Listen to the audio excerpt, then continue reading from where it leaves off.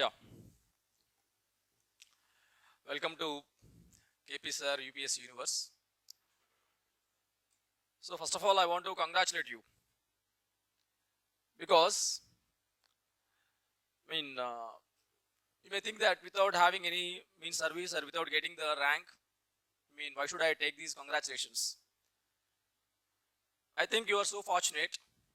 I can say you are lucky because you have started your preparation in the season of notifications. So no, it's not exactly like the UPSC. For APPSC or else TSPSC Group 2, and most of our calendar revolves around the elections. So as in 2024 we are going to have the elections, so definitely we will expect a notification, and within very short span of time, and we can get the notification. That's why you are so fortunate.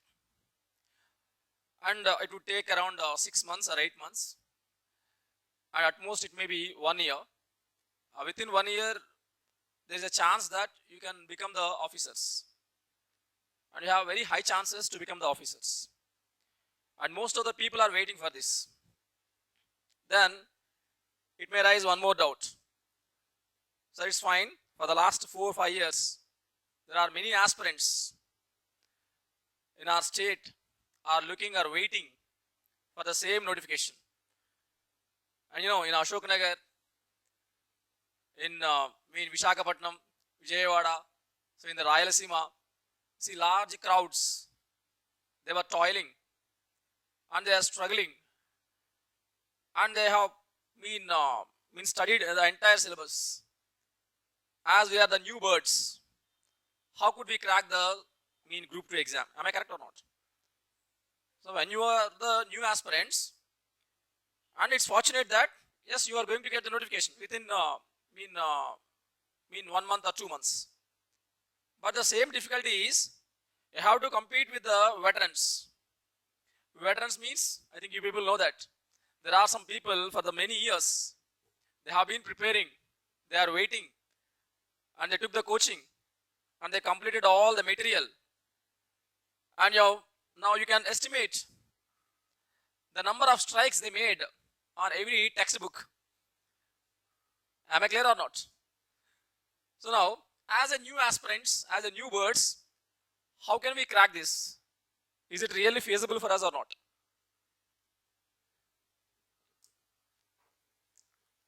For new aspirants, is it feasible? Is it achievable?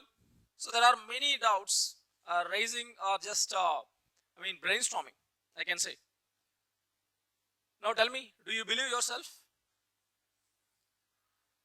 Now, I think you people are highly motivated, and that's why you have taken this choice, and you have started your preparation. Undoubtedly, there is no question about your determination, and you people are ready to accept and ready to give the hard work that requires for this exam. But just with the sheer hard work, just with the sheer determination, I don't think you will crack the exam. So there are some basic instruments or basic things that are required to crack any competitive exam. Let it be Group 2, let it be Group 1, or else it can be UPSC. Whatever it may be, for the competitive exams, there are certain instruments are required.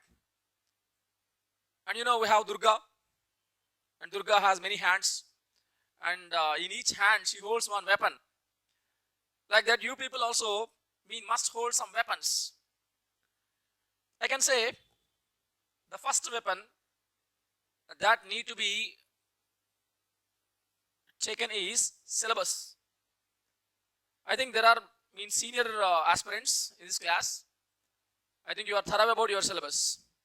But the new aspirants who have just started their preparation, before choosing I am for the Group 2 or Group 1, first of all, go through the syllabus.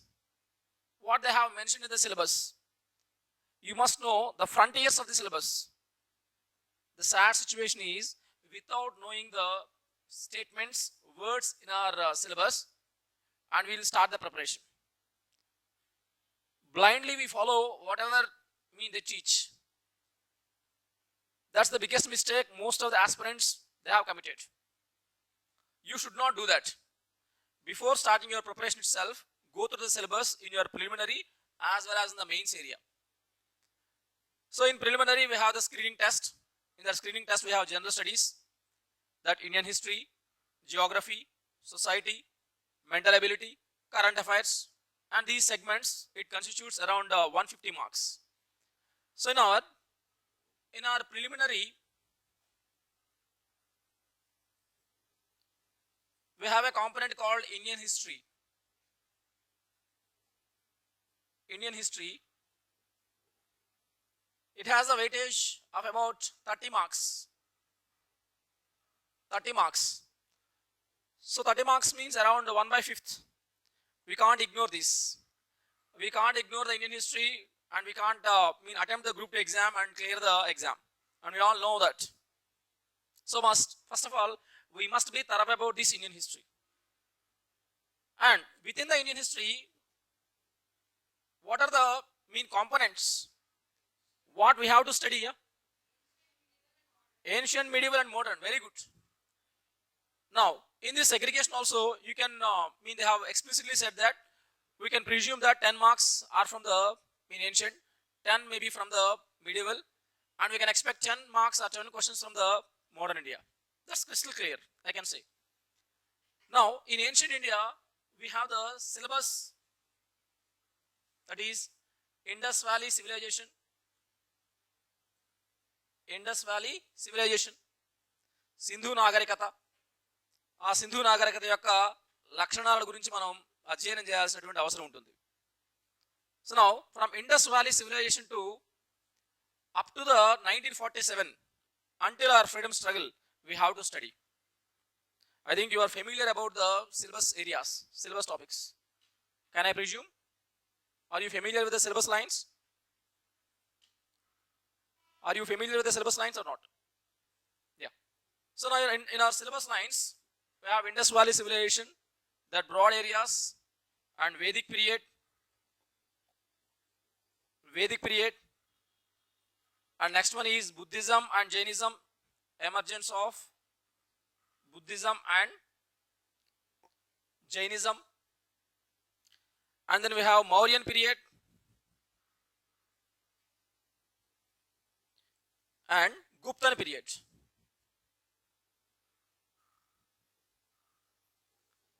In this Mauryan and Guptan period, we need to study political history,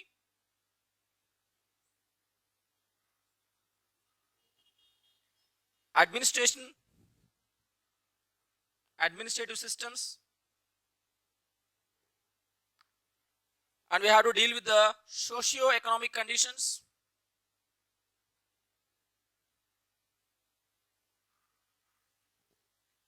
religious conditions, మత పరిస్థితులు, సామాజిక పరిస్థితులు, ఆర్థిక పరిస్థితులు. Along with that, we have to study art and architecture. Art and architecture. If you take any empire, any kingdom, we have to focus on these segments: political history, administration, socio-economic conditions, religious conditions, art and architecture, and here and there we can also get the literature. The doubt is, why APPSC is compelling the students to read history, particularly Indian history in the prelims as well as in the mains. We have the AP history. Why do we need to study the history? Anyhow, you are aspiring for the Group 2 and you will become the officers. If you are familiar with the Indian Constitution, and if you are good at the laws, and if you are aware about the policies, programs, that's enough to implement the policies and programs. It's sensible if you are asked to read the Indian polity, you can read it. But why unnecessarily this Indian history was included? And we have to study that kings and their administration, their social conditions. In the present day, social conditions were altogether different. Am I clear or not? ఇప్పుడు ఉన్నటువంటి సామాజిక పరిస్థితులు కానీ మీరు చూసినట్లయితే, ఒక 1000 సంవత్సరాల క్రితం ఉన్నటువంటి సామాజిక పరిస్థితులకి ఇప్పటి సామాజిక పరిస్థితులకి చాలా మార్పుని మనం గమనించవచ్చు. అప్పుడున్నటువంటి రాజకీయ పరిస్థితులు వేరు, ఇప్పుడున్నటువంటి రాజకీయ పరిస్థితులు వేరు. ఇప్పుడున్నటువంటి టెక్నాలజీతో అప్పుడున్నటువంటి ఆర్థిక పరిస్థితుల్ని మనం చూడలేం. సో అలాంటప్పుడు మనం అప్పుడెప్పుడో ఒక 1000 సంవత్సరాల క్రితం జరిగిపోయినటువంటి చరిత్ర గురించి అధ్యయనం చేయాల్సినటువంటి అవసరం ఏంటి? ఒక అకాడమిక్ ఎగ్జామ్స్లో, లెట్స్ ఫర్ ఎగ్జాంపుల్ బిఏలో కావచ్చు, లేకపోతే ఎంఏలో కావచ్చు, మిమ్మల్ని ఒక స్పెషలైజేషన్ కోసం హిస్టరీని చదవమంటే దానిలో ఒక అర్థం ఉంది. కానీ ఒక ఆఫీసర్స్గా సెలెక్ట్ అయ్యేటువంటి వీళ్ళని హిస్టరీ చదవాలి అని చెప్పేసి కంపేర్ చేయాల్సినటువంటి అవసరం ఏంటి ఈ యొక్క పబ్లిక్ సర్వీస్ కమిషన్స్కి? Any idea how it helps you?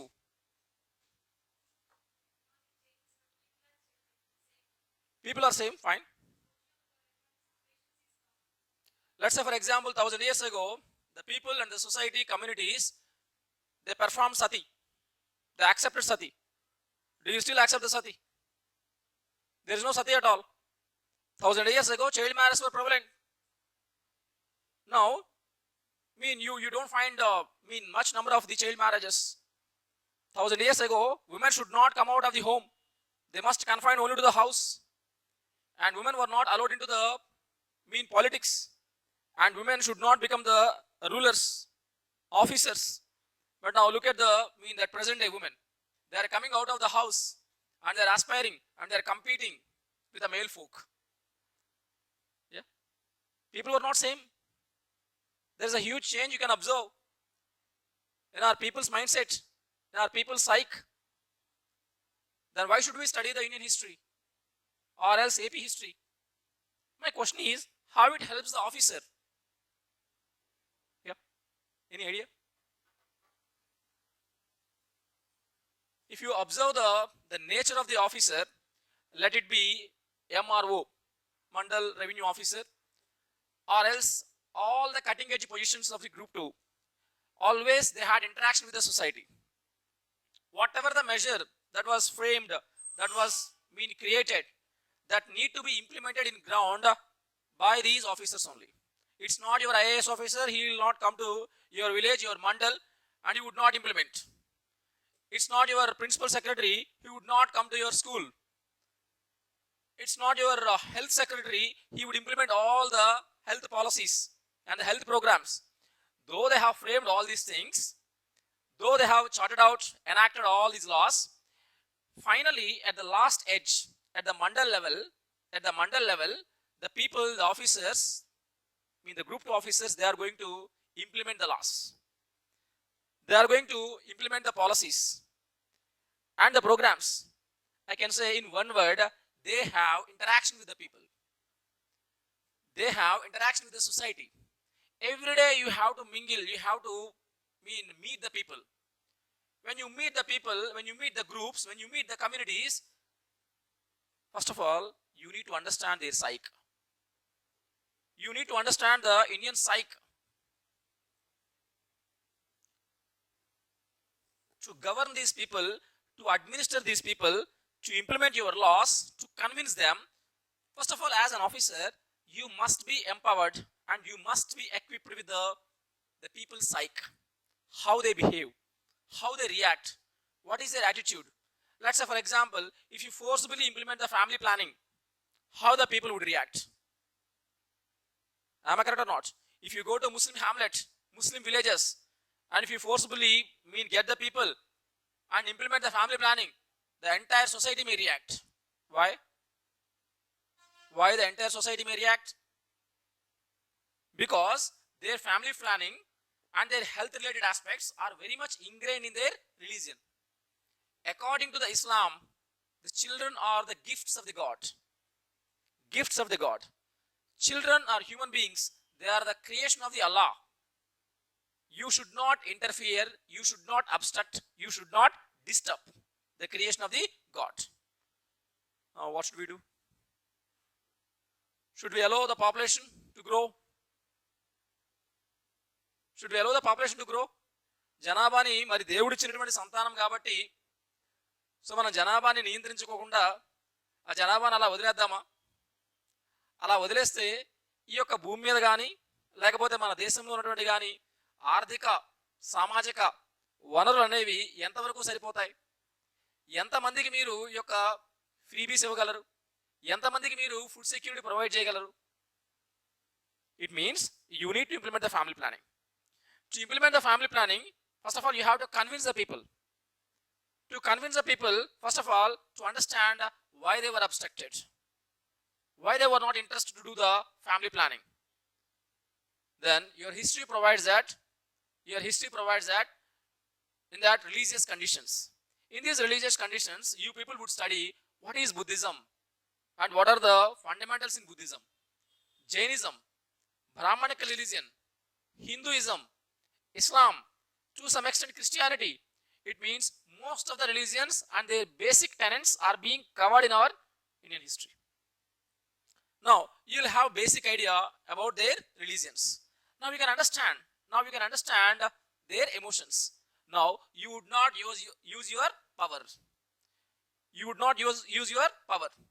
You look at the people who can influence this mob, who are being influenced, and these mob can be influenced only by the ulemas, that religious gurus, priests. Still they have their control in the villages. To implement the family planning, first of all you will go and contact the ulemas, ask them, explain them. To some extent these people can understand how population is related to the poverty. If you have more population, మనకి జనాభా ఎక్కువగా ఉన్నప్పుడు ఆ జనాభా కాస్త మనకి దారిద్ర్యానికి దారితీస్తుందండి. ఒక ఇంట్లో ఫర్ ఎగ్జాంపుల్ వాళ్ళు చాలా పేదరికంలో ఉన్నారు. సో వాళ్ళకి తగినంత ఆదాయం లేదు, తగినంత అవేర్నెస్ కూడా లేదు. సో వాళ్ళు ఏం చేస్తారు, మనకి ఎక్కువ మంది పిల్లలు కానీ ఉన్నట్లయితే ఆ ఎక్కువ మంది పిల్లలు రేపు పనికి వెళ్తారు కాబట్టి వాళ్ళ ద్వారా మనకు ఆదాయం వస్తుంది అనేటువంటి ఒక మిస్ నోమర్లో వాళ్ళు ఎక్కువ మంది పిల్లల్ని కనడం, ఆ ఎక్కువ మంది పిల్లలు కాస్త ఎంప్లాయ్మెంట్కి వెళ్ళటం, అందులో కొంతమంది ఎంప్లాయ్మెంట్లోకి వెళ్ళగలగటం, కొంతమంది వెళ్ళలేకపోవడం, దానివల్ల మళ్ళీ ఫ్యామిలీకి బర్డెన్ అవుతుంది. So it means population that itself is a burden, it's a reason for the mean poverty. So ఇలాంటిటువంటి విషయాలను మనం వాళ్ళకి ఎక్స్ప్లెయిన్ చేయడానికి అవకాశం ఉంటుంది. లేకపోతే మీరు ఒక మండలంలో ఒక ఆఫీసర్గా పోస్టింగ్ తీసుకున్నారు, ఒక ఎంఆర్ఓగా. మీరు పోస్టింగ్ తీసుకున్నటువంటి మరుసటి రోజే ఒక విలేజ్ నుంచి మీకు ఒక ఫోన్ వచ్చింది. ఆ ఫోన్ యొక్క సందేశం ఏంటంటే, ఆ విలేజ్లో ఒక అంగన్వాడీ స్కూల్ ఉంది. ఆ అంగన్వాడీ స్కూల్లో ఉన్నటువంటి పిల్లలంతా కూడా మేము భోజనం చేయమని చెప్పేసి భోజనానికి దూరంగా ఉన్నారు. రీజన్ ఏంటంటే ఎంక్వైరీ చేస్తే ఆ భోజనం ప్రిపేర్ చేస్తున్నటువంటి ఆయా ఎవరైతే ఉంటారో ఆమె ఒక దళిత్ ఉమెన్ అని చెప్పేసి మనకు తెలిసింది. ఆ దళిత స్త్రీ ప్రిపేర్ చేసేటువంటి ఫుడ్ని ఈ యొక్క డామినెంట్ కాస్ట్ పిల్లలు అనేవాళ్ళు తీసుకోవడానికి కానీ లేకపోతే తినడానికి కానీ ఇష్టపడడం లేదు. సో అందుకని ఆ స్కూల్లో ఉన్నటువంటి చిల్డ్రన్స్ అంతా కూడా ఫుడ్కి దూరంగా ఉన్నారు. సో ఇన్ఫర్మేషన్ అనేది as a head of the mandal you will got this information. Then what's your first reaction? How do you react? Would you react or don't react? It's a petty thing happened in a small Angalwadi. It's not a big issue in the mandal. Can you ignore it? We can't ignore it. It's an issue of the rights. It's an issue of the caste. It's an issue of the dignity of a person. So now, first of all, you have to make a visit. Once you make a visit, what do you do? Fine. మీరు వెళ్తారు గ్రామానికి. ఆ గ్రామంలోకి వెళ్ళిన తర్వాత పిల్లలంతా కూడా తినడం లేదు. ఏం చేస్తారు మరి మీరు? అక్కడ ఉన్నటువంటి గ్రామ పెద్దలను కావచ్చు, లేకపోతే గ్రామ సర్పంచ్ గారు కావచ్చు, లేకపోతే తల్లిదండ్రులు ఎవరైతే ఉంటారో వాళ్ళందరినీ పిలుస్తారు. పిలిచి ఇలా మీ యొక్క పిల్లల్ని అంగన్వాడీ ఫుడ్కి దూరంగా ఉంచడం కరెక్ట్ కాదు, మిడ్ డే మీల్కి మీరు ఫుడ్ ప్రొవైడ్ చేయాల్సిన అవసరం ఉంది అని చెప్పేసి మీరు చెప్తారు. But still, the parents, they insist that they would not listen to your words. They thought that we are the dominant caste people. We won't take the food that is being prepared by a Dalit woman. And they are untouchables. We won't take the food. Then how do you convince them? వాళ్ళు క్లియర్గా చెప్తారు, గత సంవత్సరాల నుంచి, కొన్ని తరాల నుంచి ఈ యొక్క దళితులు ప్రిపేర్ చేసినటువంటి ఫుడ్ని మేము తీసుకోము. We won't touch the Dalits. And they were being ostracized. They were being pushed out of the villages. Then what do you say? How do you convince them? First of all, you must know what is the caste system, how the caste system was emerged, and within that what are the different varnas, and why these kind of discriminations. And here we have the Chaturvarna system: Brahmana, Kshatriya, Vaishya, Shudra. These 4 varnas. Out of these 4 varnas, we have many jatis were emerged on the basis of the profession in the course of time.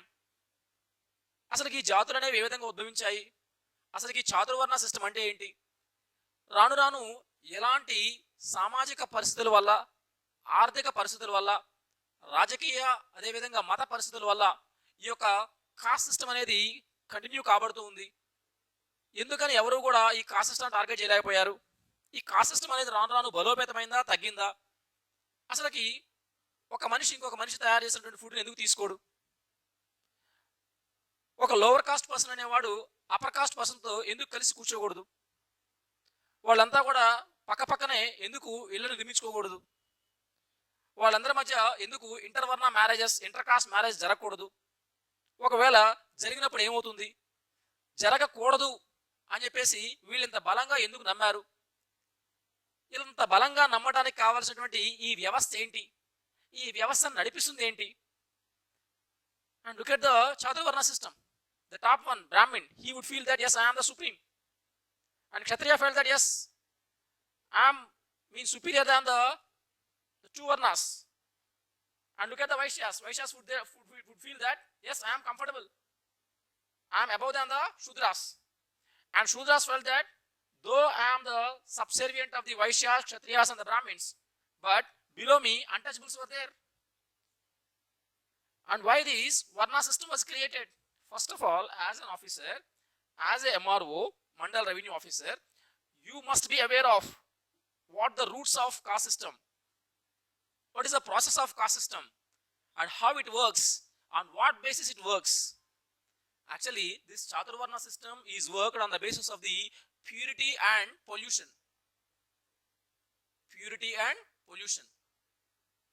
The upper Varna people, they thought that we are pure than these Kshatriya, Vaishya and Shudras. And upper Varna Brahmins, they feel that these Shudras and untouchables, they were more polluted. Let's say for example, if you take the food from a lower caste person, then his pollution may come to me. That's why I won't take the food from you. Have you gone to temple? Have you gone to temple? If you go to temple and we will do Abhishekam, and the pujari and priest, they'll make all the Abhishekam and all. They'll come back and they'll give prasadam. They would not give the prasadam by touching your hand. Just they drop the prasadam. Have you ever observed? Why? Why they are doing that? Just because they still believe in their mindset, in their psyche that involved, the upper varna are the more purest of the pure. Whereas the lower varna, they were polluted. If you take food from them, then automatically their pollution transmit to these people. And this purity and pollution, they are something like a communicable disease. You know communicable disease? ఒక దగ్గర నుంచి ఇంకొక దగ్గరికి వ్యాప్తి చెందుతూ ఉంటుందండి. ఒక dominant cost person పక్కనే ఇంకొక డామినెంట్ కాస్ట్ యొక్క లోవర్ కాస్ట్ ఉన్నటువంటి పర్సన్ అనేవాడు ఇల్లు కట్టుకున్నప్పుడు వాడి యొక్క పొల్యూషన్ అనేది వీడికి ట్రాన్స్మిట్ అవుతుంది. వీడి యొక్క ప్యూరిటీ అతనికి వెళ్తుంది. సో కాబట్టి మనకి ఒక విలేజ్ తీసుకుంటే mostly the same caste people would live in the same street. Okay, బ్రాహ్మణ వీధి, వైశ్య వీధి. Have you observed it? And all the Dalits and their communities were at the outskirts of the village. They would not be allowed into the village, and public places were not being given to these Dalits. It's all fine. Then what happens if the intercaste marriages between the upper varna and lower varna? Imagine that an upper varna boy marries a lower varna girl, or else a lower varna boy marries a upper varna girl. What will happen? If you just take the food from the others, then purity and pollution may exchange. Then what happened if the matrimonial alliance happened? If the marriages happen between upper varna and lower varna, that itself will pollute the entire upper varnas. That's why intervarna marriages are prohibited, intercaste marriages are prohibited, interdyne is prohibited, restrictions. You should not take up the profession what they are being performed. First of all, as an officer, to command your subordinates, to command that mandal, and to instruct the people, you must be aware. You must have the knowledge. You will get this awareness, these broad ideas in our history. In our history, we are going to discuss how this Chaturvarna system was emerged. In this way, it will be helpful to you. It will be helpful to you.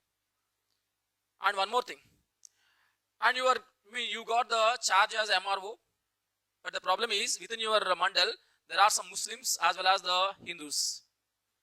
The very next day, there are some communal conflicts in your mandal. And within the villages, the Muslims and Hindus, they are fighting with each other. And they took the weapons and they are killing each other. Now tell me, what's your responsibility as an officer? As an officer, what's your action? Tell me whether it is right or wrong. It is right or wrong? It's wrong. And both the groups are fighting with each other. And first of all, you must rush to that village. And you must call both the leaders. And these people say that my Hinduism is great. And other community says that my Islam is great. But as an officer, you will study here Upanishads. In your Upanishads, there is only one God. That God is formless. And we call him as a Parabrahma, our supreme soul. We are all getting these bodies, these souls, just because of the Parabrahma, our supreme soul. Monotheistic religion. Upanishads believe that. Then what about Islam? What about Islam? Islam also believed that there is only one God, that is Allah. Am I correct or not?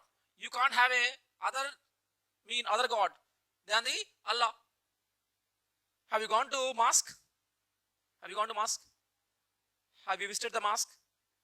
Do you find any image of the God?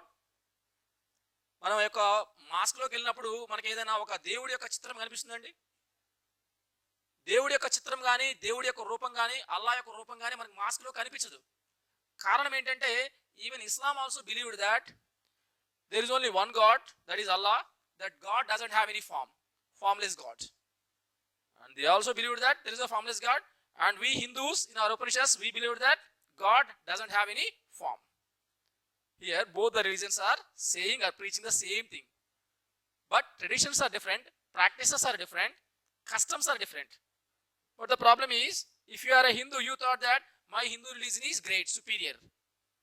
And Muslims thought that Hindus were the majority and always they are threat to the minorities. That led to the conflicts. As an officer, to resolve the problem, first of all, you must be aware of the knowledge. You must be aware of the social dynamics. And you must know about the Indian psyche, Indian attitude, Indian behavior, their customs, their traditions. Then only you will be a better officer. It's not just to crack the exam. Your history helps you. Undoubtedly, history provides you 30 marks in prelims as well as 150 marks in your mains. It helps you in getting the service. Even once you enter into the service, history will be in your back of mind. It always guides you. It always helps you in taking the decisions. Am I clear or not? That's why in your public service commissions, it can be Group 2, Group 1, or else even in the UPSC also, they mentioned Indian history. And for our public service commissions, we have the AP history. Am I clear or not? First of all, we must know why this subject was introduced. If you know, yes, these are the reasons for this subject, then you will get the interest to study the subject. And this is first thing, we need to be thorough about it, syllabus. And the second one is, what is the next one? How to prepare? How do you get to know? How do you get to know that magic? ఎలా prepare అవ్వాలి, ఏం చదవాలి, ఎక్కడ focus చేయాలి, questions ఎలా అడుగుతున్నారు అనేటువంటి information అనేది మరి మీకు ఎలా తెలుస్తుంది? Because most of the people are new aspirants, new birds, and within 8 months or 6 months and you want to become the officers, first of all you need to get the pulse of APPSC. You need to understand the nature and the behavior of the APPSC. You will get the better picture of APPSC if you are thorough about the previous year questions. Previous year questions. There is no other way, my dear. To understand the nature, to understand the mind of APPSC, first of all go through the previous year questions, and it will immensely helps you. What I have to read, what I have to focus, and what is the favorite area, where I have to I'll get the more marks. You will get this entire information only from the previous year questions.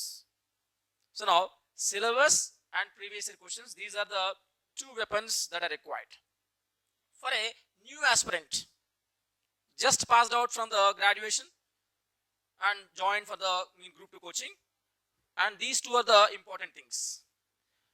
And the third one is comprehensive notes. Comprehensive notes. Here I have used two words. One is comprehensive, other one is notes.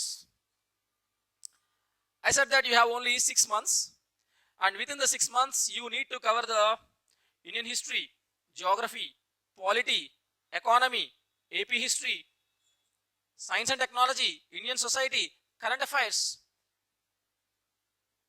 Am I clear, my dear? And you need to cover the bounty of topics, number of topics, and you have a lot of competition from the lakhs of people. Now to overcome this competition, you need to study the standard books. For every subject there are certain standard books, and the standard books are lengthy, and for every subject we have the 3 or 4 standard books. For history 3 or 4, for polity 1 or 2, for economy 1 or 2, for geography 2 or 3. Like that we need to cover around 20-30 standard textbooks within 6 months, my dear. If you are given the time like 2 years, 3 years, you will be master over it. But the point is, within 6 or 8 months, is it really possible?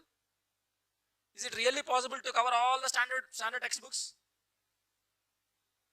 Yeah, tell me. It's not possible. So we can't rely upon the standard textbooks in this juncture. If you are aiming for the next 5 years, next 3 years group 2 exam, it's fine. You can go through the standard textbooks.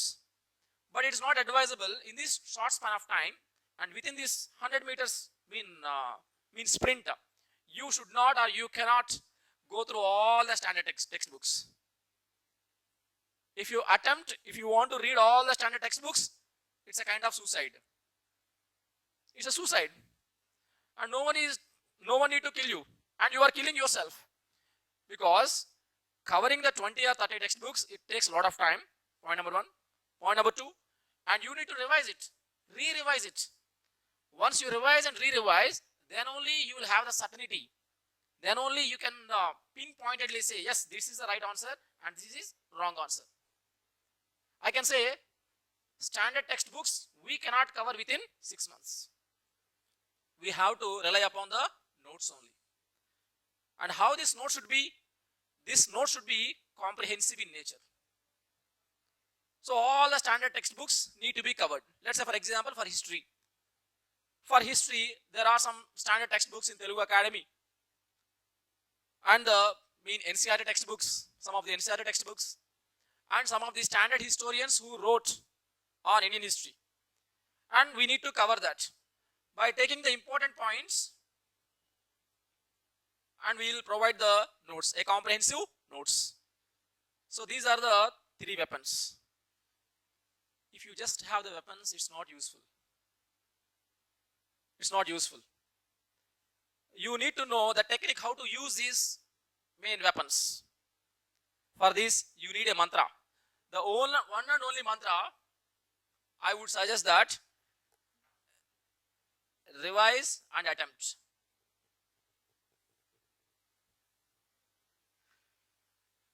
All the rankers of Group 2, they would say only one thing, only one mantra, like Mahatma Gandhi. And Mahatma Gandhi gave a slogan that do or die in the Quit India movement. Like that, for Group 2, there is only one mantra, that is revise and attempt. Revise means, let's say for example, Indian history. This Indian history need to be revised at least 10 times, 10 or 11 times. Sir, it is exaggeration. And you are highly exaggerating. I am ex-Sandagrahi. If I read only once, I can remember. You can remember one textbooks, it's fine. Then what about the 20? What about the 8 or 10 subjects? It's definitely not possible. So now to get the more clarity, to get the more marks, let's say for example, your friend and you are appearing for the exam. Here, if your friend and you got the same marks, then you will not get the service. Then undoubtedly you must get more advantage. You must get the 5 or 10 marks. More marks than your friend. Then only you will get the service. Am I clear? It's not academic exam.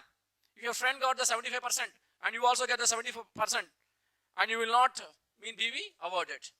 In the competitive exams, your friend, your benchmate, your roommate, they are the competitors. They are the competitors. And you have to work for the 1 mark advantage, a 2 marks advantage. And we have to toil for the more advantage. More advantage. You will get this advantage, you will get the edge marks only with the revision. First time, you will remember only few points. In the second time, you will get more clarity. In the third time, you will get more clarity. By 11th or 12th time, and you can say pinpointed, yes, this is there in this page. And you will get that certainty. With that certainty, let's say for example, for mains AP history, 75 marks. If you read it, if you revise 12 times or 15 times, I'm sure that you will get 70 marks. There are many people who are getting 70 out of the 75. And this is possible only with a revision, my dear. If you just flip the notes, మనం ఊరికే ఒకసారి అలా notes ని సరదాగా మన academic exams చదువుకున్నట్టుగా చదివితేనో, లేకపోతే మనం అంత డెడికేషన్ లేకోకుండా రోజుకు ఒక 2-3 గంటలు ప్రిపేర్ అయిపోయి మిగతా టైం అంతా కూడా మనం వేస్ట్ చేస్తారో మనం ఎగ్జామ్ క్రాక్ చేసేటువంటి పరిస్థితి లేదు. 6 months, it should be like a yagna. It should be like a ritual. For 6 months, dedicate it and revise it. Then what is this attempt? Attempt means mock test. Mock test. Attempt the mock test. Sir, if you attempt the mock test, would I get the same questions in exam? No. There is no guarantee that. There is no guarantee whatever the questions here we have asked, and you will get the same questions in your exam. There is no guarantee that. But these mock tests will help you to clear your concepts. Let's say for example, while reading the Mauryans, if I am not focused on the Ashoka Dhamma, if the question asked from the Ashoka Dhamma, if you are failed to attempt in the exam, in the mock test, now you will open the Ashoka Dhamma and where I was failed. Why I could not remember the Ashoka Dhamma, there you will focus on it. This is how mock test will help you. And mock test will take you to the important areas. And what is important area? What is unimportant area? And most of the questions are being framed on these important areas. So definitely mock test will help you to find out the right area, right focus. The second thing. And the third thing is that if you write at least 50 marks, 50 mock tests before the Group 2 exam, in the first mock test, out of the 150,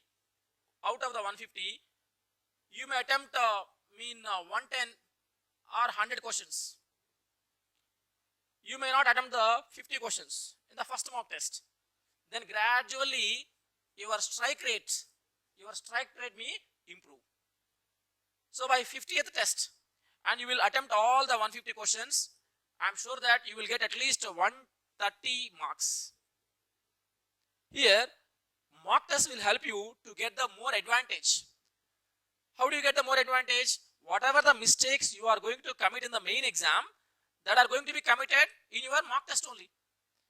మనం exam రాస్తున్నప్పుడు కొంచెం హర్రీగా ఒక wrong ఆన్సర్ని మనం pick చేయొచ్చు, లేకపోతే మనం ఎక్కువ కన్ఫ్యూజన్ అవ్వచ్చు, ఒక టాపిక్ మీద సరైనటువంటి క్లారిటీ లేకపోవచ్చు, లేకపోతే ఆ ఏరియా మనం అన్ఇంపార్టెంట్ అని చెప్పి వదిలేయచ్చు. అలాంటి ఏరియాస్ అన్నీ కూడా మనం ఒకసారి మాక్ టెస్ట్లో కానీ మనం ఎగ్జామ్స్ రాసినప్పుడు ఏమవుతుందంటే తెలియకుండానే ఫస్ట్లో మనం చాలా తప్పులు చేస్తూ ఉంటాం. ఆ చేసిన ప్రతి తప్పు కూడా నెక్స్ట్ మాక్ టెస్ట్లోకి వచ్చేసరికి మనం రిజాల్వ్ చేసుకోవడానికి ట్రై చేస్తుంటాం. ఇలా మనం ఒక టెస్ట్ కాదండి, ఒక టెస్ట్ 2 టెస్టులు రాస్తే సరిపోదు. Because we need to conquer all around 5 lakh people. So to win this battle we need to do at least 50 marks. ఒక 50 మాక్ టెస్టులు కానీ మనం చేసినప్పుడు మీరు ప్రతి మాక్ టెస్ట్లో కూడా you will see the improvement and you will get to know what are the mistakes you are committed. మనం చేసేటువంటి ప్రతి తప్పుని కూడా నెక్స్ట్ ఎగ్జామ్లోకి క్లియర్ చేసుకుంటూ ఉంటాం. అలాగా ఈ యొక్క మాక్ టెస్ట్లు అనేవి attempting the mock test and revision will help you to get the service. You don't need to worry. Even you are a fresher, even you are a new aspirant, if you are thorough about these 3 things, syllabus, previous years, and comprehensive notes, and revision, and attempting the mock tests, you don't need to do anything. Just do these simple things with much determination. And within 1 year, you will become the officers. It's not exaggeration. But the point is, first of all, you have to believe that. If I do this, I'll become. Forget about the rumors that are going on. Exam will be in the next March, after the elections, before the elections. Okay. Forget about all these rumors. Keep aside from all these rumors, because these rumors always distract your focus. Okay. And deliberately, there are some people are circulating these kind of rumors to divert the serious aspirants. If you are a serious aspirant, forget about these rumors, aloof from these rumors, and focus on only the syllabus and previous year questions, how to improve your scores. That's it. Am I clear or not? Now, in our main area, in this class, we will take up the history. Okay, right now. Main heading, Indian history.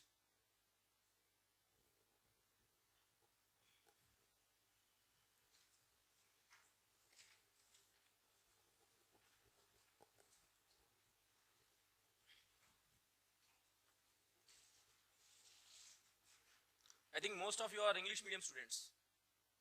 English medium or Telugu medium? Telugu medium, okay.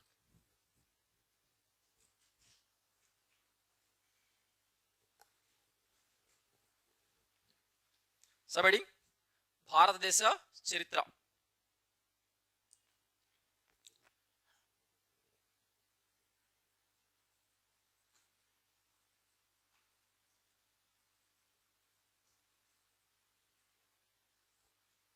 Indian history.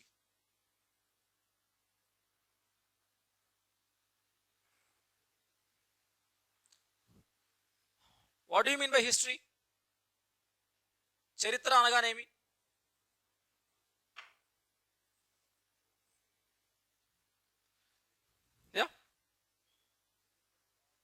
జరిగిపోయినటువంటి కాలాన్ని,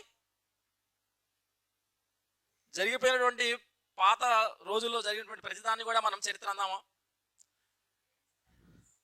let's say for example, చిన్నప్పుడు మన అమ్మగారు చందమామ కథలు చెప్పేవాళ్ళండి. ఆ చందమామ కథల్లో చెప్పినటువంటి స్టోరీలు కూడా మన చరిత్రలో భాగమేనా? లేకపోతే మనకి బేతాళ విక్రమార్క కథలు ఉండేవి. So can you include the Betala Vikramarka stories even in our history?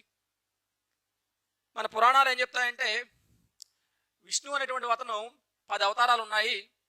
దానిలో మత్స్యావతారం, కూర్మావతారం, వామనావతారం, నరసింహావతారం, like that Dashavataras are there for the Vishnu. Can we include this as a history? Then what is history? Evidences? history is nothing but study of the past on the basis of the literary evidences. Literary evidences.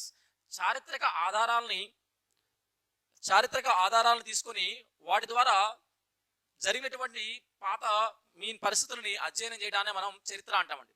Right. History is the study of past. History is the study of past on the basis of literary evidences. In Telugu, సాహిత్యాన్ని ఆధారంగా చేసుకొని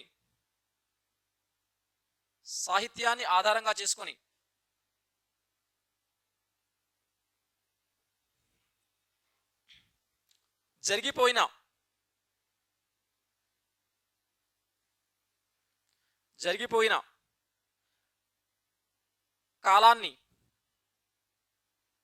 కాలాన్ని అధ్యయనం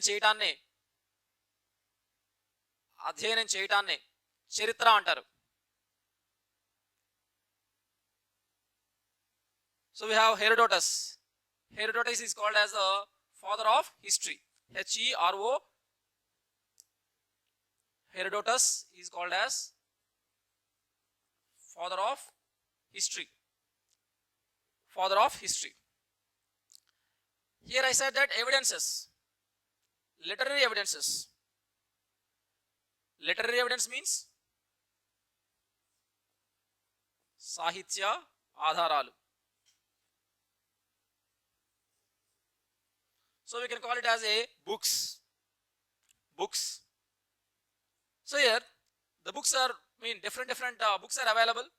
Let's say for example, there are some foreigners who came to India and they have produced their own kind of literature, and the writers of India, they also produced their own literature. So కొంతమంది విదేశీ ఆధారాలు, అదేవిధంగా దేశీయ ఆధారాలు, foreign sources, indigenous sources.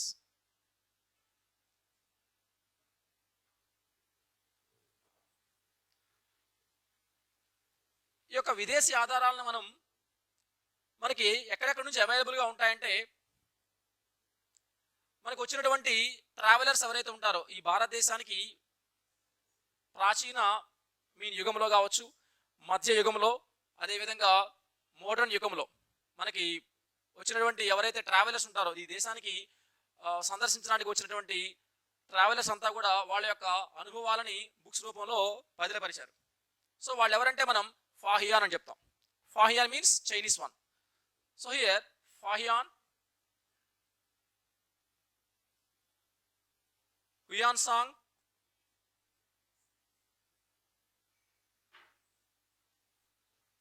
and Itzing.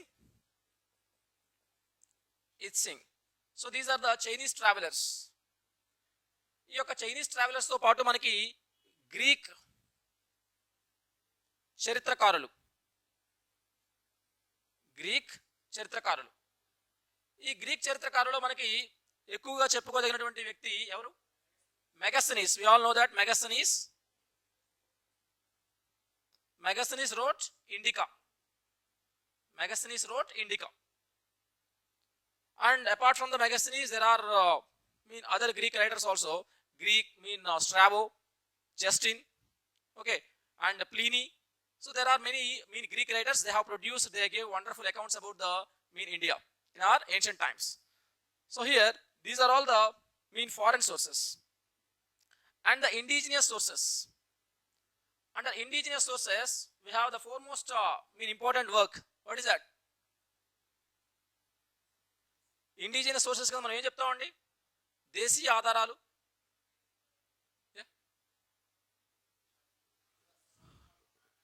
వేద సాహిత్యం,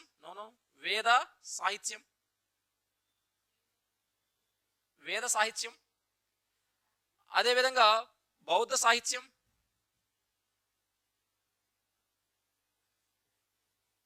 దానితో పాటు జైన సాహిత్యం,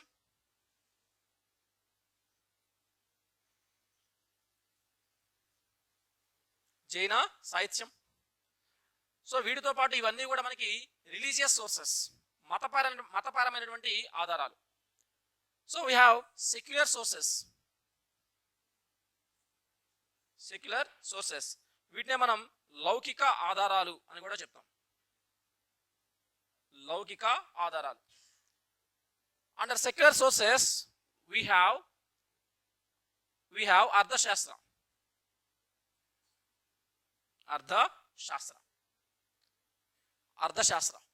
So this Ardhashastra, which was written by the Kautilya wrote Ardhashastra. It is one of the important work. Apart from this, we have Sanskrit literature that was produced in the Guptan times. So we have number of books.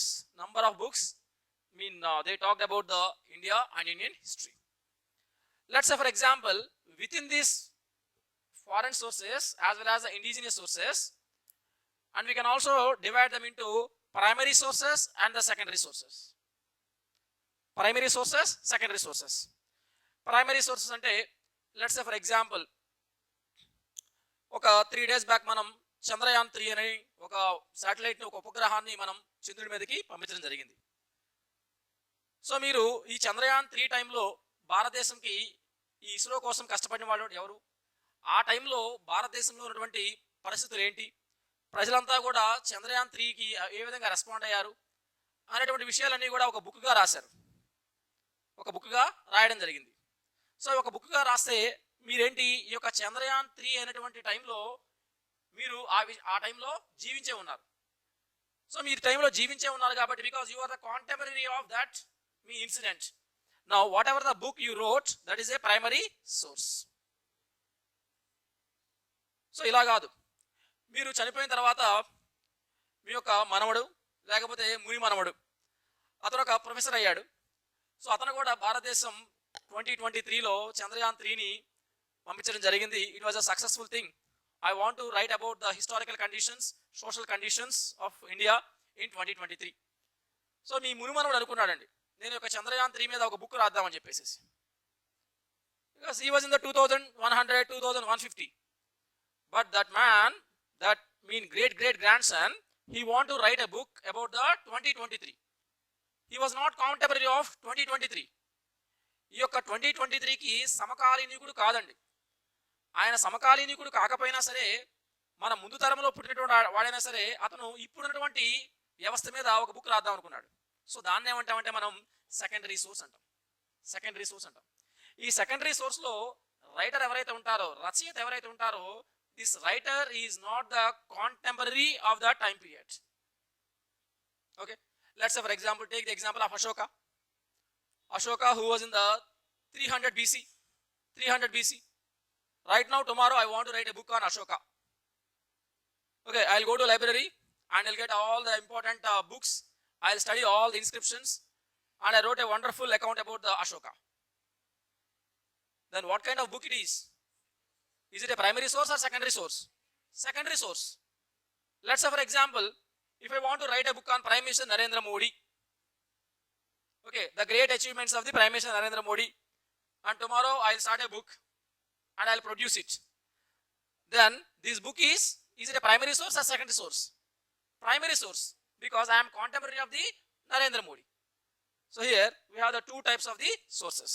So mostly we rely upon the primary sources rather than the secondary sources. And within this indigenous sources as well as the foreign sources, and which are beneficial for us. Which is beneficial? Indigenous is beneficial. Why? Why it is indigenous? Yeah. For example, భారతదేశంలో పుట్టినటువంటి ఒక వ్యక్తిని, లేకపోతే తెలంగాణలో పుట్టినటువంటి ఒక వ్యక్తిని ఈ తెలంగాణ చరిత్ర గురించి ఒక బుక్ రాయమంటే it's easy for him, because he knew the language. He can better understand the emotions, concepts of these people, and they can better understand the psyche of these people. So కాబట్టి ఈ యొక్క చరిత్ర గురించి ఇక్కడ పుట్టినటువంటి వ్యక్తి, ఈ యొక్క భాష తెలిసినటువంటి వ్యక్తి ఈ యొక్క సామాజిక పరిస్థితుల్లో ఉద్భవించినటువంటి వ్యక్తి మాత్రమే తను బాగా రాయగలడు, తను బాగా అధ్యయనం చేయగలడు. సో కాబట్టి మనకి దేశీయ ఆధారాలు అనేవి చాలా ఇంపార్టెంట్. సరే, దేశీయ ఆధారాలు ఒక్కటే తీసుకుందామా మన అధ్యయనానికి? మనకి విదేశీ ఆధారాలు అవసరం లేదా? దేశీయ ఆధారాల్లో ఉన్నటువంటి ఇంకొక చిక్కు ఏమొస్తుందంటే, దేశీయ ఆధారాలు అనేవి ఇక్కడ మనం రాస్తున్నాం.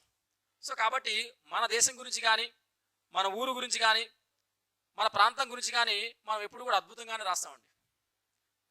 ఉన్నవి లేనివి అన్నీ కూడా కలిపి మనం రాయడం జరుగుతుంది. ఫర్ ఎగ్జాంపుల్, భారతదేశం గురించి రాయమంటే, ఇవి ఉన్నటువంటి ప్రపంచ దేశాలన్నింటిలో కల్లా అత్యంత గొప్ప దేశం భారతదేశం. ఇది వేదాలకు నిలయం, సంస్కృతికి నిలయం. ఇక్కడ ఉన్న ప్రజలందరూ కూడా శాంతి కాముకులు, వాళ్ళు ఎటువంటి యుద్ధాలను కూడా కోరుకోరు. ఇక్కడ ప్రతి ఒక్క మనిషి ఇంకొక మనిషిని గౌరవిస్తూ ఉంటాడు. ఇక్కడ ప్రజలకి శుభ్రత అన్నా సరే, లేకపోతే పరిసరాలు అన్నా సరే చాలా ఎక్కువ ఇంట్రెస్ట్ ఉంటుంది అని చెప్పి మనం glorified account will give it. How far it is correct?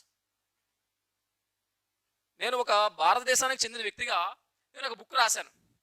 దీనిలో మీకు కొంత తెలియనటువంటి ఒక గ్లోరిఫికేషన్ కనిపించవచ్చు. ఉన్నవి లేనివి కలిపి రాయొచ్చు.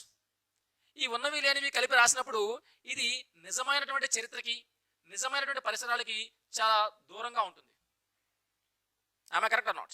Let's say for example I am a Brahmin. If you ask me to write about a book on caste system, how would I write it? Obviously I'll write that caste system is a good thing. In every society there is a division. In America, go there we have the blacks and whites. Go to Europe, there we have the Catholics and the Protestants. And in all the countries we have the various divisions. Like that in India also we have a division, that is caste system. Nothing wrong in that.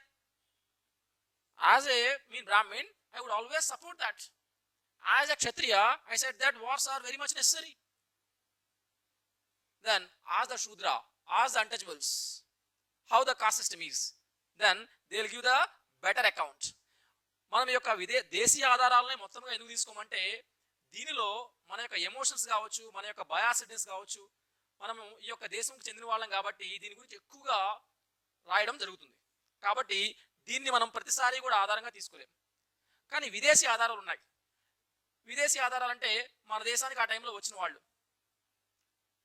వాడికి ఎటువంటి బయాసిడ్నెస్ లేదండి. వాడు బ్రాహ్మణ్ కాదు, వాడు క్షత్రియుడు కాదు, ఈ ప్రాంతంతో ఎటువంటి సంబంధం లేదు. వాడు ఏం చేస్తాడు, ఇక్కడికి వచ్చి వాడు ఏదైతే డైరెక్ట్గా చూస్తాడో, హైదరాబాద్ సిటీకి వస్తాడు, ఇక్కడ ఉన్న ప్రజలు ఎలా ఉన్నారు, నీట్గా ఉన్నారా, లేకపోతే స్ట్రీట్స్ అన్నిటిని కూడా పొల్యూట్ చేస్తున్నారా, గార్బేజ్ అంతా కూడా రోడ్ల మీద పడేస్తున్నారా, లేకపోతే రోడ్ల మీదే ఉమ్మి వేస్తున్నారా అనేటువంటి దాన్ని బట్టి వాడు ఇక్కడ ఉన్న ప్రజల గురించి రాస్తాడు. మన యొక్క డ్రైనేజ్ సిస్టమ్ ఎలా ఉంది, మాన్సూన్ టైంలో వస్తే మన యొక్క డ్రైనేజ్ సిస్టమ్ ఎలా ఉంది, మన హైదరాబాద్ సిటీ ఎలా బాగా పనిచేస్తుంది అనేది వాడు బాగా చూసినట్టుగా రాస్తాడు. ఇందులో వాడు ఉన్నవి లేనివి యాడ్ చేయాల్సినటువంటి అవసరం లేదు. ఆమె clear or not? That's why foreign sources are very good, or a better source. So can we completely rely upon the foreign sources? మనం విదేశీ ఆధారాలు ఏం చెప్తే వాటిని గుడ్డిగా నమ్మేద్దామా? విదేశీ ఆధారాల్లో ఉన్నటువంటి ఒక బిగ్గెస్ట్ డిఫెక్ట్ ఏంటంటే, వాళ్ళు ఈ దేశానికి చెందిన వారు కారు, వాళ్ళకి ఇక్కడ భాష రాదు. వాళ్ళకి ఇక్కడ భాష రాకపోవడం వల్ల ఇక్కడ ఉన్నటువంటి ప్రజల యొక్క ట్రెడిషన్స్ కానీ కస్టమ్స్ కానీ వాటిని బాగా అర్థం చేసుకోలేరు. సో వాడు ప్రతిదాన్ని నెగిటివ్గానే చూస్తాడు. ఒక ఫారినర్ మన శివుడు టెంపుల్లోకి వెళ్ళాడు అనుకోండి, what you observe? There is no Shiva at all. We worship Shiva in the form of the linga. Am I clear or not? And he come out of the temple and he write that, and Hindus are barbaric. Hindus are backward people. They don't know who is real God. They are worshipping the male reproductive organs, that is phallus, linga. Is it clear? Could they understand Indian culture properly? What exactly the Indian culture is? That Shivalinga, that itself is a symbolic representation of the creation, preservation and destruction. మనం యొక్క శివలింగాన్ని తీసుకున్నట్లయితే ఇలా ఉంటుందండి, ఒక base, and this base represents the Brahma. This base represents Brahma, and once Brahma created, and this need to be preserved, and you can see this means cylindrical shape. and we symbolize this with the Vishnu. Vishnu is the preserver. Then finally, someone has to destroy this. And here, this point is the Shiva. And Shiva is called as Mahakal. Kala means what? Time. Mahakal means the great time, where that entire creation is going to end. So here, within the Shivalinga, we are symbolically representing creation, preserving and destruction. Brahma, Vishnu and Shiva. And these three forces, Brahma, Vishnu and Shiva, they need to be binded. They need to be binded together. So వీరి ముగ్గురిని కూడా దగ్గరికి చేర్చేటువంటి ఒక power ఏంటంటే శక్తి. That's why you see a kind of yoni kind of thing. And all the foreigners, they can't understand this philosophy. And they make the open statements. They make the open statements that these people don't know and they are worshipping the reproductive organs. If he born in India, if he was brought up in Indian culture, then he could better understand. Imagine that. Bathukamma టైంలో మన ఇండియాకి ఒక foreigner వచ్చాడు అనుకోండి, వాడు ఏం చూస్తాడు? ఈ యొక్క తెలంగాణలో ఉన్నటువంటి స్త్రీలంతా కూడా ఆ పూలు, తర్వాత కొన్ని ఆకులు, వీటన్నిటిని కూడా ఒక సెటప్ లా తీసుకెళ్లేసి వాటి చుట్టూ పూజలు చేయటం, దాన్ని తీసుకెళ్లి పారేటువంటి గంగలో కలపడం చూస్తారు. They can't understand. And they write that these Telangana women or Indian women, they don't know the exact God, and they worship the leaves, flowers, and they'll make the dances. But they can't understand what is our emotion. Okay, and that Batukamma is a symbolic representation of and a kind of coexistence with the nature. ఈ యొక్క ప్రకృతితో మనం ఏ విధంగా depend అయి ఉన్నాం, ఈ ప్రకృతి మనం ఏ విధంగా అనుసంధానమై ఉన్నాం, ఈ ప్రకృతికి మనకున్నటువంటి లింక్ ఏంటి అనేటువంటి దాన్ని ఈ యొక్క బతుకమ్మ పండుగ రిప్రజెంట్ చేస్తుంది. అదేంటి మనకు అర్థమవుతుంది. అదే ఒక ఫారినర్ వచ్చిన వాడికి అర్థమవుతుందా? అర్థమయ్యేటువంటి ఛాన్స్ లేదు. సో కాబట్టి we can't completely rely upon the foreign sources as well as the indigenous sources. We will take the help of both. Along with the literary sources, we will also take the inscriptions as well as the coins. Inscriptions, coins, archaeological remains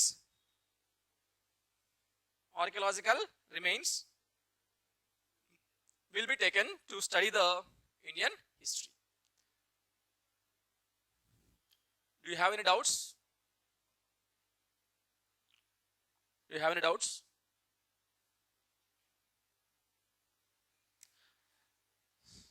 So in the last 5 years, I find out one tendency or misnomer that is there in the aspirants, especially Group 2 students ఎవరైతే ఉంటారో వాళ్ళలో ఉన్నటువంటి ఒక అభద్రత కావచ్చు, లేకపోతే ఒక misnomer ఏంటంటే సిలబస్లో ఉన్నటువంటి ప్రతి రాజు గురించి చదవాలి, ఆ రాజు యొక్క ప్రతి టైటిల్ గుర్తుపెట్టుకోవాలి, జరిగినటువంటి ప్రతి యుద్ధాన్ని గుర్తుపెట్టుకోవాలి.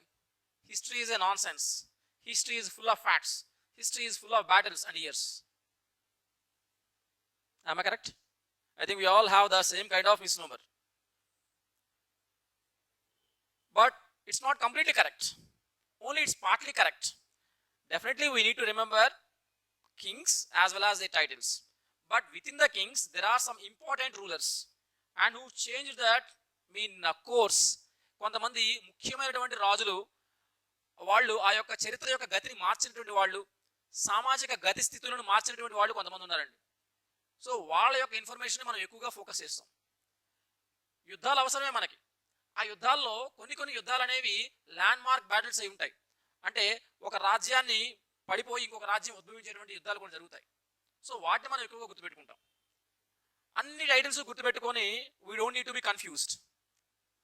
వాటిలో కూడా కొన్ని ఇంపార్టెంట్ టైటిల్స్ ఏవైతే ల్యాండ్ మార్క్ టైటిల్స్ ఉంటాయో వాటిని గుర్తుపెట్టుకుంటాం. సో నేను ఈ మధ్య చూసినటువంటి ఒక టెండెన్సీ ఏంటంటే ఆ ప్రతి ఒక్క శాసనాన్ని గుర్తుపెట్టుకోవటం, ఆ శాసనం గుర్తుండకపోతే దాంతో కుస్తీ పట్టడం, ఓకేనా, ప్రతి నాణ్యాన్ని కూడా గుర్తుపెట్టుకోవటం, దాంతో కుస్తీ పట్టడం. సో ఇవన్నీ కూడా అవసరం లేదండి. There are some important inscriptions. మనం ఏదైనా ఒక ఇన్స్క్రిప్షన్ గుర్తుపెట్టుకుంటున్నామంటే దాని వెనకాల ఉన్న బ్యాక్గ్రౌండ్ ఏంటి, అది ఎందుకు, దాన్ని మాత్రమే మనం అర్థం చేసుకోవాల్సిన అవసరం ఉంటుంది.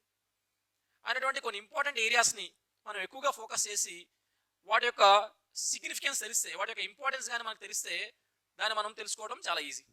సో దీంతో పాటు ఫ్యాక్ట్స్ గుర్తుపెట్టుకోవాలి కంపల్సరీగా. I would agree with that.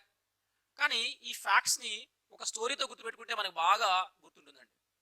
అందుకే మనకి ఎన్ని సినిమాలు చూసినా సరే ఒక 10 years బ్యాక్ ఒక సినిమా స్టోరీ చెప్పమంటే టక టక టక అట్లీస్ట్ ఒక ఫెయింట్ మీన్ ఇది చెప్తామండి. కారణం ఏంటి, అది మనకు ఒక కథలాగా చెప్పబడింది.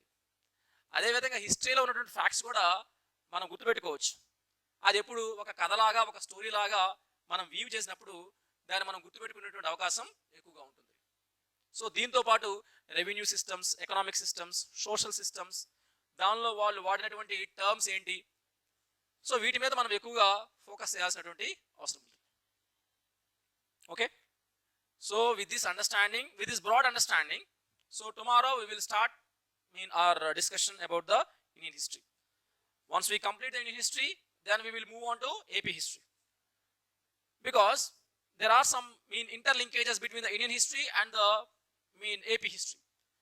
సో మనం బ్రాడ్గా ఇండియన్ హిస్టరీ చదివినప్పుడు మనకు అక్కడ మౌర్యన్స్ ఉంటారు. ఆ మౌర్యన్స్ యొక్క సబార్డినేట్స్ ఎవరు, శాతవాహనాస్. సో మనకి మౌర్యన్స్ చదివిన తర్వాత ఇక్కడ శాతవాహనాలు డిస్కస్ చేస్తాం. సో ఆ విధంగా మనకి నార్త్ ఇండియాకి సౌత్ ఇండియాకి ఎప్పుడు కూడా ఒక లింక్ ఉంటుంది. ఫర్ ఎగ్జాంపుల్ అక్కడ ఢిల్లీ సల్తనట్స్ ఉంటారు, మన దగ్గర కాకతీయాస్ ఉంటారు. సో ఇక్కడ ఉన్నటువంటి డెవలప్మెంట్స్ ఏంటి, నార్త్ ఇండియాలో జరిగినటువంటి ఫ్రీడమ్ స్ట్రగుల్, ఇక్కడ ఉన్నటువంటి ఫ్రీడమ్ స్ట్రగుల్, వెస్ట్ బెంగాల్లో జరిగినటువంటి బ్రహ్మ సమాజ్, దాని influence on India, on Andhra Pradesh. అక్కడ ఫ్రీడమ్ స్ట్రగుల్, ఇక్కడ freedom struggle, non cooperation movement in Andhra, civil disobedience movement in Andhra, quit India movement in Andhra. So ఈ విధంగా మనం ఇండియన్ హిస్టరీని మొదటగా అధ్యయనం చేసిన తర్వాత ఒక అండర్స్టాండింగ్ వస్తుంది. దీంతో మనం ఏపీ హిస్టరీని డిస్కస్ చేస్తాం in the broad context of the Indian history. Is it clear? Thank you.